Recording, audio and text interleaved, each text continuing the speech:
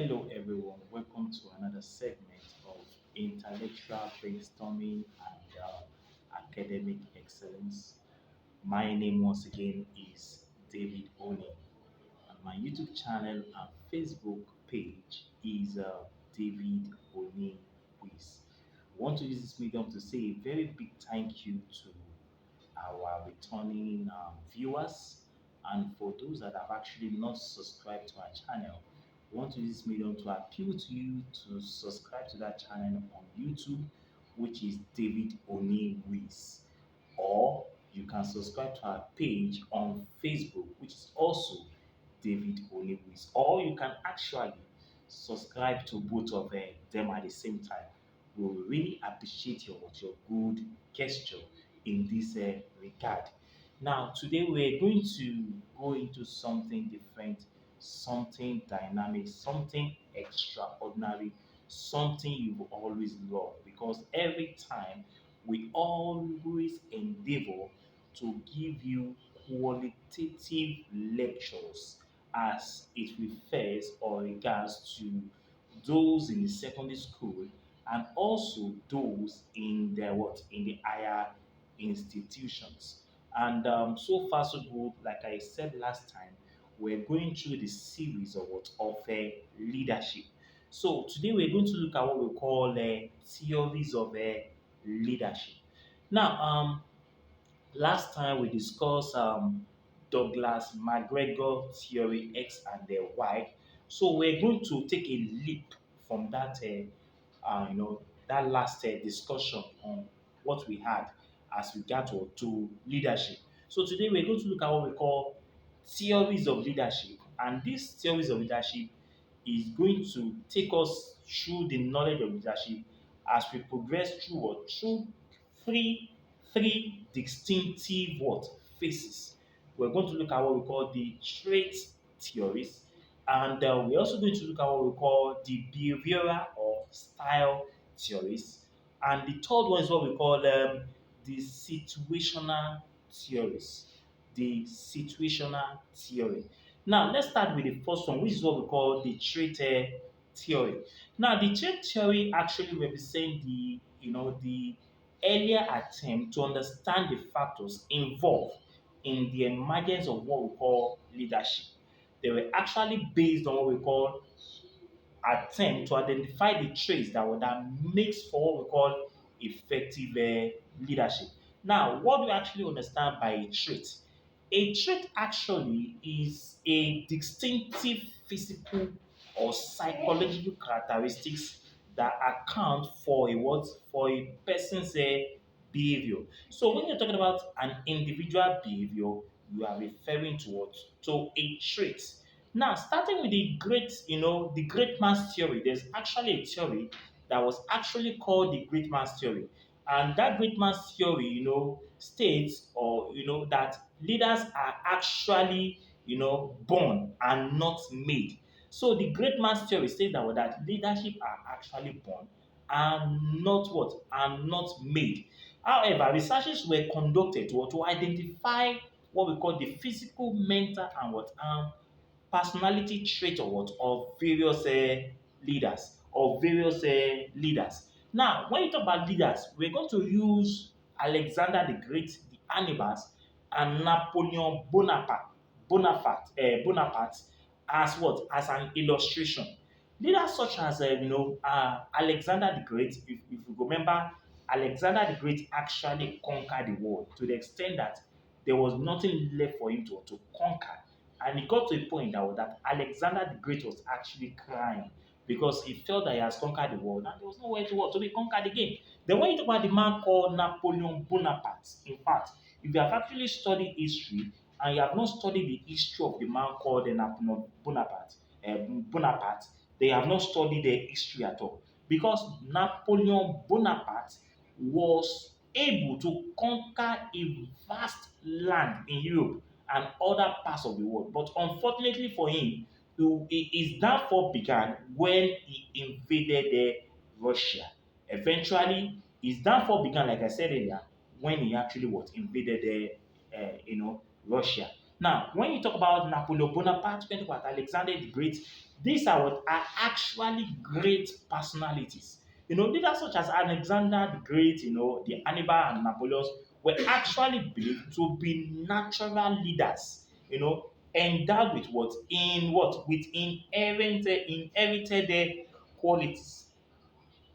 So Napoleon Bonaparte, the Hannibal, and Alexander the Great were actually believed to be natural leaders. They are natural leaders, and they were endowed with what we call inherited qualities. So the great man's theory actually diminished with what? With in importance, with the rise in the influence of the behavioral school.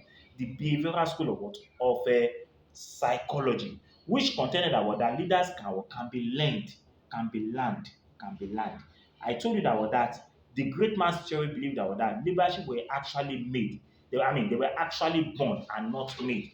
But this concept of the trait theory was actually contended or challenged by what we call the behavioral or styles theory, and it began to lose its relevance in the field of studies, because according to the behavioral school, it stated that leadership can actually be learned, and that leadership are not actually born. They were not actually born, but they were actually learned, over the process of time. So now let us look at what we call the behavioral or styles theory. Now, as a result of the shortcomings of the trait theories, researchers shifted their attention to the study of what we call leadership behavioral attitudes. Leadership behavioral attitudes. So the behavioral theories contended a lot that leaders may best be characterized by how they behave rather than their personal traits. So they can best be categorized or characterized by the way they behave and not what the personal trait. It assumes that effective leaders utilize a particular behavioral styles that makes others to follow them. So these leaders under the behavioral or styles theory believe that every leader has some potentials or some attributes that makes people or that endears people to actually follow them. So it emphasizes the training of leaders. The implication is that leaders' behaviors could be taught and learned. Could be taught and learned. Don't forget, under the traits theory, it stated that leaders are actually born. But under the behavioral theory, it stated that leadership can be taught and can be learned. However, most behavioral theories concentrate on what? On two factors, two major factors. And what are the factors? The extent to which a leader relies on power or participation. The extent to which a leader relies on power or participation. And number two, the extent to which he emphasizes people or production. Now, these two factors could be taken to mean that people-oriented task leadership style. So what we're saying that the attributes that we have actually mentioned, which is two of them, is stating or talking about people-oriented and task-oriented leadership leadership style. I've mentioned two things there: people-oriented and task leadership styles. People-oriented and task-oriented leadership styles. One of the best known of the styles of behavioral theories is that it developed by a man called Likert. There's actually a man that was actually called Likert. Likert is a researcher or he was actually a leader that did or carried out a lot of research according to the behavioral or styles theory. Now, what Likert states is that one of the best known of the styles or behavioral theories is that, as developed by Likert, is that the proponent of participative managerial attribute of any leadership is based on what? On four cardinal principles or objectives, which we're going to look at now. So don't forget, Likert is Likert. Likert, Likert. So Likert came out with what? With a position, with a theoretical perspective or ideas as it relates to leadership styles. when you're talking about behavioral or styles leadership. Number one is what we call, I said four of them. So I'm going to mention them quickly now. Number one is what we call exploitative authoritative. Exploitative authoritative. Then we have what we call benevolent authoritative. Benevolent authoritative. Then the third one is what we call consultative. Consultative. Then the fourth one is what we call participative. Participative. Participative. Participative. Now, what I'm going to do now is that I'm going to break them down one after the other as relates to what we call, what we call behavioral or what? Or styles leadership. Behavioral or styles leadership. So I mentioned four now. I mentioned what we call exploitative authoritative. I mentioned what we call benevolent authoritative. I mentioned what we call consultative, and I mentioned what we call participative. So we're going to break them down into what? Into a very simpler form that we can be able to understand the term. So what do we mean by what we call exploitative authoritative? Now, one of the attributes is that leaders or managers under the first one are very autocratic. They are very, very autocratic. They have little trust in what? In subordinates, and they adopt a carrot and stick approach as motivation what? Strategy. Under the what? Under the first one, which is exploitative what? Authoritative. So they adopt what we call carrot and stick approach. And I hope you understand what we mean by carrot and stick approach. When you what? You are either hot or cold. You understand? You kind of adopt a very diplomatic style of what? Of leadership. So they have what we call autocratic, form of leadership or leadership style. They are very autocratic. And when you talk about somebody being autocratic, means that person is what? Is authoritative, is dictatorial, is totalitarian. He has what we call the attribute of what? Of dictatorial propensities. Dictatorial propensities. So the first style or system, managers or leaders are very autocratic. They have what we call, they have little trust in what? In their subordinates. And what we mean by their subordinates? Those that are working for them. And they adopt what we call a carrot and stick approach. And they believe in what? In centralization of decision and downward communication. Downward communication. Then the second one is what we call a benevolent authoritative. Benevolent authoritative. Now, when you talk about benevolent authoritative, it comes under the system two. System two. Now, when you talk about such leaders or managers, such managers have a what? A condescending confidence and trust in what? In subordinates. And they have what we call, motivative, or they have motivative style of what? Of encouraging their what? Their subordinates through what we call upward communication, and they also consult and seek the views of what? Of their subordinates, and allows what we call limited delegation of what? Of decision making. Limited delegation of decision making. Then the third one is what we call consultative. When you talk about consultative leaders or managers, what do we mean by that? That is what we call style three. They are managers that have considerable what? Confidence and trust in what? In subordinates. They solicit the ideas of what? Of subordinates, engage in both upward and what we call downward flow of communication, and what we call participative management. Participative management. They have the quality of what we call participative management. Now, the fourth one, which is what I call participative, which is the fourth one, which is what we call the style four. Style four. So managers or management in this regard are regarded as the most participative of all. So those that that belong to the style four, or to the category four, or to what we call the participative what, or they have the participative tendencies or propensities. They are those that have, they are the leaders that have, or they are regarded as what? As the most participative of what? Of all the form of what? Of leaders or managers. The managers, what they emphasizes trust and what? And confidence in what? In subordinates, and make constructive use of what we call group decision making. Group decision making. Now, reward is what is based on what on group participation. Group participation. So you will agree with me that that the fourth one is actually the one that we can agree to, that such leaders are very proactive, they are very engaging, they are very accessible. They believe in what in reward system. They believe in what in motivation. They emphasize what we call trust and what and their confidence. And they believe in what in giving a reward to their subordinate when something is what is being done.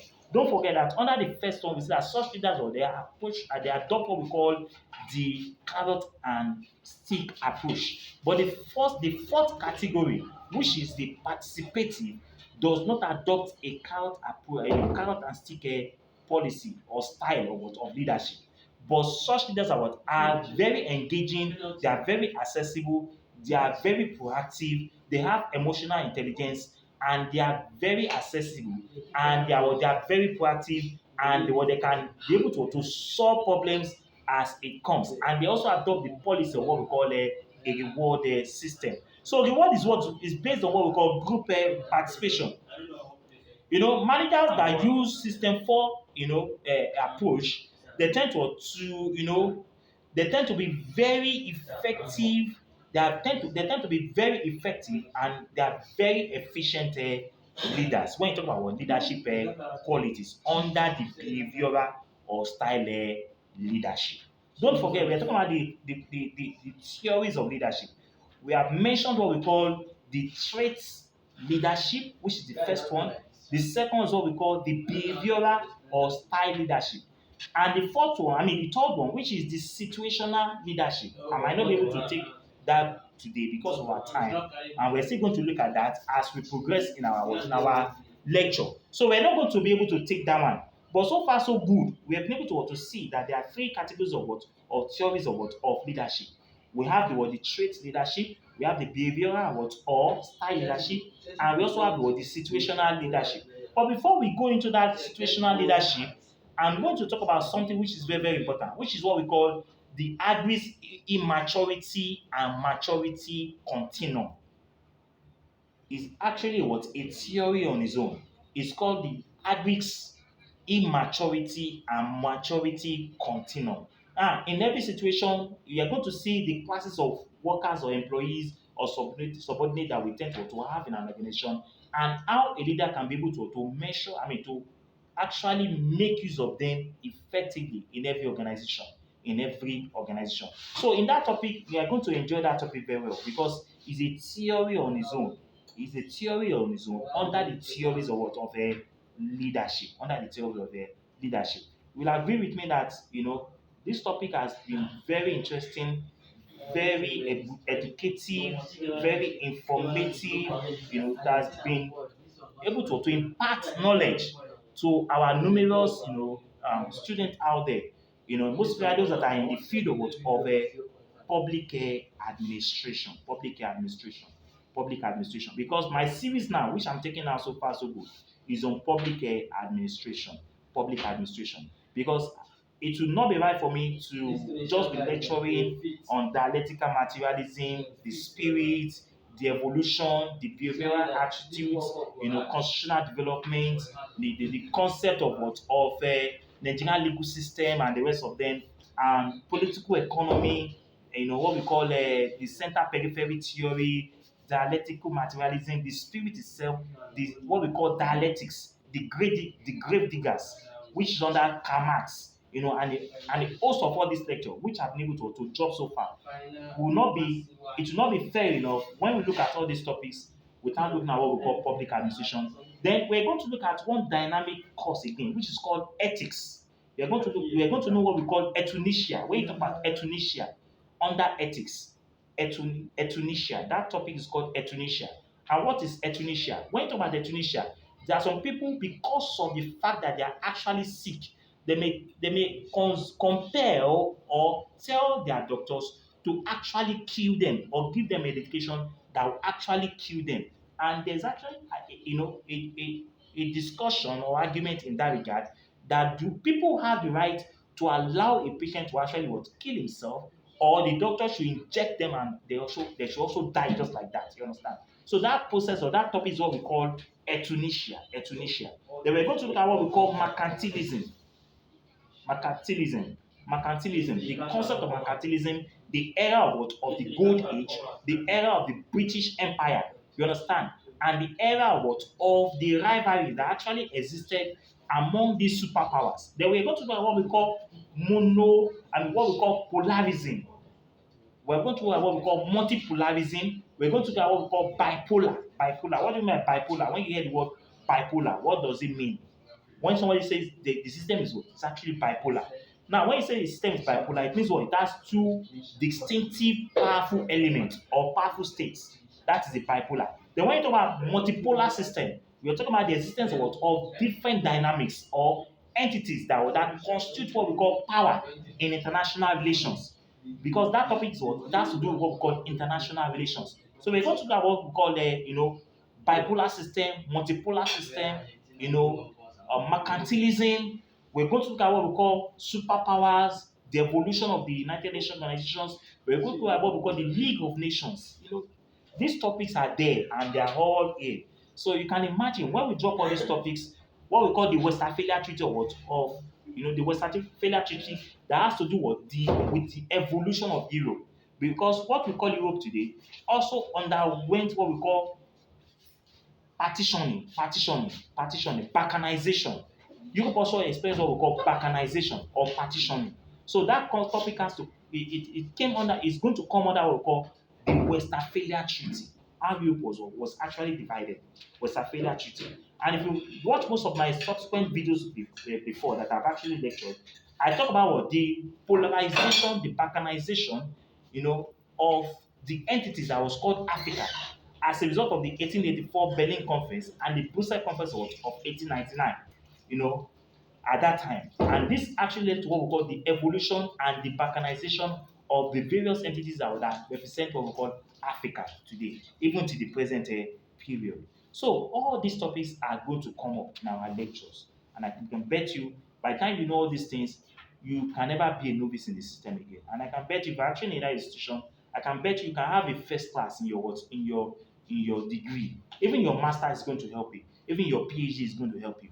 Then there's one thing I'm going to do, I'm going to teach people on how to write a project. When you talk about projects, how do you write a project? What do you mean by EBIT? What do you mean by ED? Those things I'm going to teach you on how to actually write a project.